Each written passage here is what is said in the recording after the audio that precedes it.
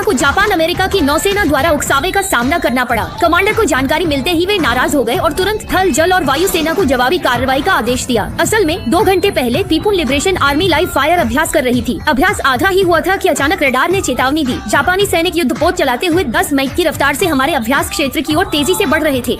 Report, विदेशी नौसैनिक बेड़ा हमारे अभ्यास क्षेत्र की ओर बढ़ रहा है। उनकी मंशा हमारे अभ्यास बलों को बाधित करने और धमकी देने की है। जापानियों की इस उकसावे की हरकत के सामने कमांडर शुरू में इन बदमाशों के स्तर पर उतरने का इरादा नहीं रखते थे। उन्होंने बस हमारी सेना को उनके हर कदम पर नजर रखने का आदेश दिया, लेकिन इन जापानियों ने तो सारी हदें पार कर दी। वे और भी तेजी से अभ्यास क्षेत्र की ओर बढ़ने लगे। घमंडी हरकतों से कमांडर ने हमारी सेना को उन्हें चेतावनी देने का आदेश दिया।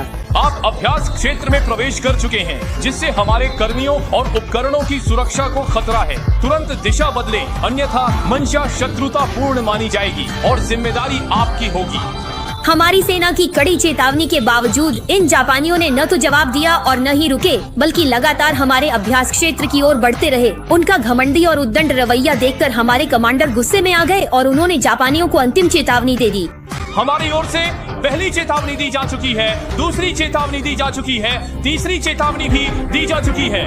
सभी सैनिकों को युद्ध के लिए तैयार रहने का आदेश दिया जाता है। कमांडर के आदेश पर हमारी सेना ने अंतर महाद्वीपीय मिसाइलों के लॉन्च वे खोले और सैकड़ों उन्नत लड़ाकू विमानों ने जापानी बेड़े को निशाना बनाया। हमारी सेना की कार्रवाई देख जापानी सैनिक तुरंत दया की भीख मांगने लगे। बोले कि कमांडर जान बख्श दे तो वे कुछ भी करेंगे। अंत में अपनी मातृभूमि की रक्षा करने वाली पीपुल्स लिबरेशन आर्मी की सराहना करें। बस मुझे फॉलो करें, अगली बार और रोमांचक सामग्री लाऊंगा।